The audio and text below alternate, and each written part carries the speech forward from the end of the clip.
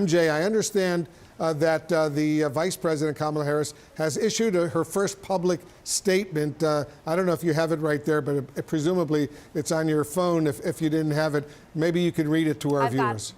Yeah, I've got it, Wolf. We do have the first public statement from Vice President Kamala Harris in the aftermath of President Biden dropping out of the 2024 race.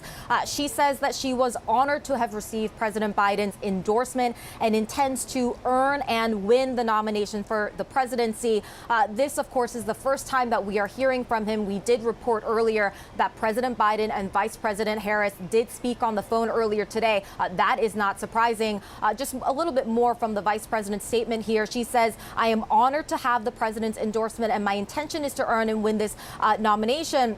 And she also says, talks about how it has been such a profound honor to have served as the president's vice president, expresses her gratitude to First Lady Jill Biden as well, and talks about sort of the relationship that they have built over the years, including the relationship that she had with the president's late son, Beau Biden. This, of course, is something that the president has talked about in the past as having been a factor when he was trying to decide who his vice presidential running mate would be back in 2020.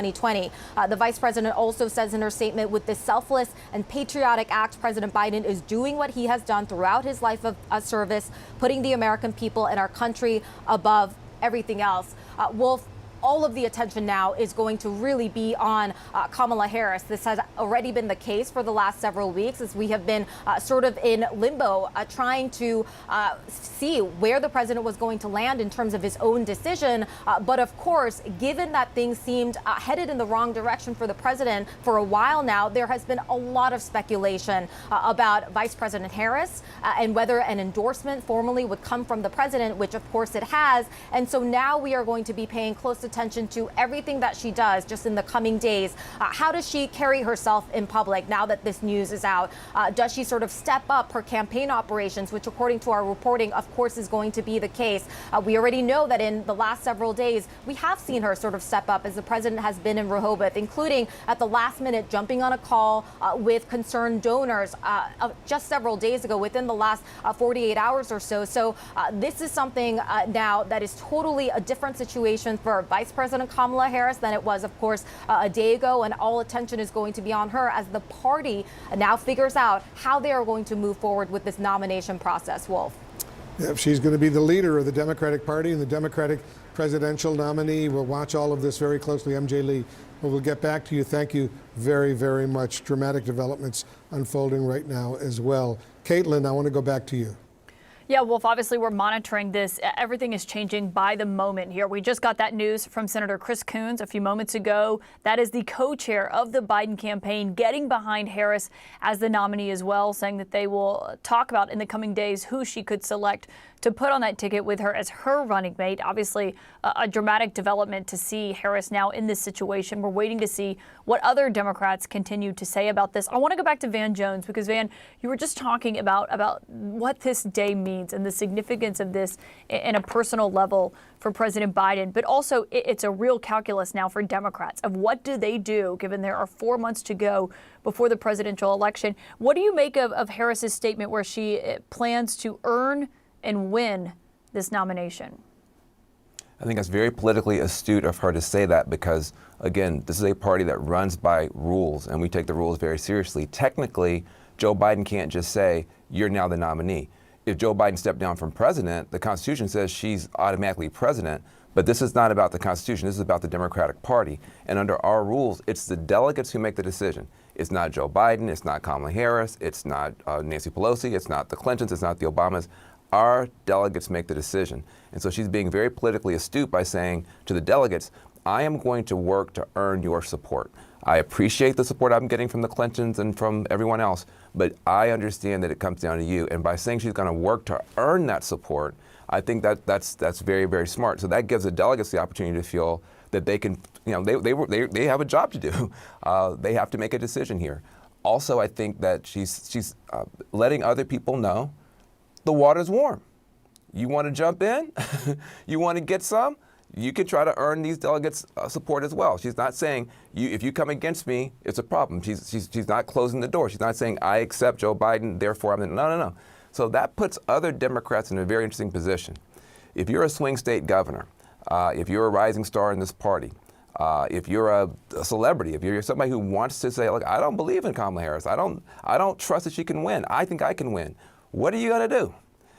You're going to have to make the decision that, no, I'm going to raise my hand and I'm going to say, I think I could do a better job.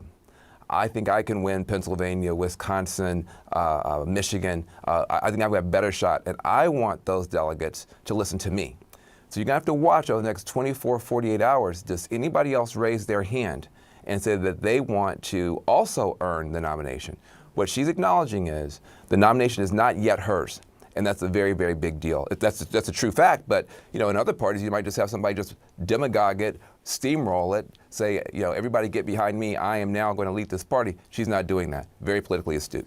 But Vin, you've been involved in Democratic politics your whole life. To see the Clintons, the president, top senators getting behind her as the nominee, do you think anyone else, if you are a governor or a Democrat who has a lot of star potential going forward, that they'd be brave enough to kind of get in this ring at this point with seeing who's lining up behind Harris so far? It would take an extraordinary amount of self-confidence and belief in self to do it. But are there doors that are still open? Yes, there are doors that are still open. For instance, Pelosi hasn't yet said she's for Kamala. President Obama, as usual, is staying very, very neutral, at least publicly, to make sure that, because he is the rock star of rock stars in this party, that he doesn't tip it one way or the other. And so you do have some doors that are still open.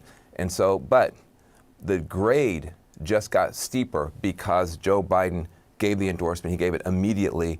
The Clintons came out immediately. It wasn't just, by the way, wasn't just Bill Clinton. Let's be fair, it was Bill Clinton and it was Hillary Clinton, a beloved, powerful nominee. The last time we nominated a woman, it was Hillary Clinton. Hillary Clinton came out immediately and said, I'm with Kamala. So the grade just got steeper for you, but the door is not yet closed politically. It's certainly not closed from a bureaucratic or technical point of view. Kamala Harris wants to earn that nomination. I guarantee you the whip operation, it's called a whipping operation. She had people who love her, who believe in her, who work with her for years, who are calling delegates, who are calling online personalities and other people, trying to get people ready to stick with Kamala if the ball comes to her. And so can you put together a whipping operation that's as strong as Kamala's in a short period of time? You have to look at a lot of different challenges here. But if somebody has the fire in the gut and say, listen, I don't believe Kamala can win at the top of the ticket. I don't believe this. I don't believe that. I think I can do it. Kamala Harris just said, come on in, the water's warm. Well, and you know what I thought about when I saw that both Clintons got behind her? I was thinking of Hillary Clinton, because she is a woman who knows what it's like to run against Donald Trump. And that could be the position we see Harris in. We don't know yet. Obviously, we are keeping our powder dry. We're waiting to see what Democrats decide here. But it does seem like that's a scenario the Trump campaign has been prepping for. They have been singling out Harris. I noticed it multiple times when you and I were in Milwaukee last week for the Republican convention. And I just wonder what, on its early basis, what you think that race would look like, a Harris versus Donald Trump. The prosecutor versus the person who got prosecuted. I mean, it kind of writes itself in some ways from our side. Also, you have a younger voice. You have a younger, more dynamic presence. You have somebody who, we've never seen this before. We've never seen a black female, an Asian female. You've never seen that before. And I think Trump's got to figure out how he wants to deal with it. They love to demean women. That's something that the Trump team does a lot. They do it too much. It actually goes against, they put women in positions of power sometimes inside the Trump team, but they still have this public thing of just demeaning women. That's tougher to do when you've got someone like Kamala Harris. Is Kamala Harris going to make the abortion issue a lot tougher? Kamala Harris, the first couple of years, she wasn't impressing a lot of people. Her polling numbers weren't that good. Her confidence inside the Democratic Party wasn't that high. But you've seen her over the past year get stronger and stronger on the stump.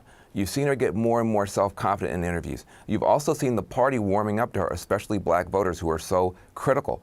And so you've got a real matchup here, because you've got somebody who has, at times been a very, very strong in that prosecutor role. Most people think about Kamala Harris. They don't think about her as vice president. They think about her being in the Senate, grilling nominees from the Trump administration, grilling CEOs, just going after people and putting them in their place. So that side of her personality gets a chance to come forward now in a very different way. Kamala Harris won a lot of support from people when Biden stumbled. Biden stumbled. He didn't do well in the debate. Everybody was freaking out. And I was sitting right next to Anderson Cooper when Anderson Cooper brought Kamala Harris on. She was cool.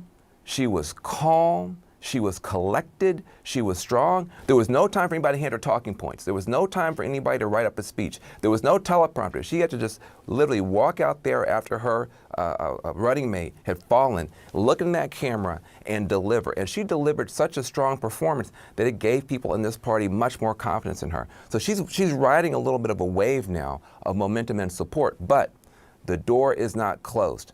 There is a process we have to go through. There are still big donors and big figures in our party that have not yet said where they stand.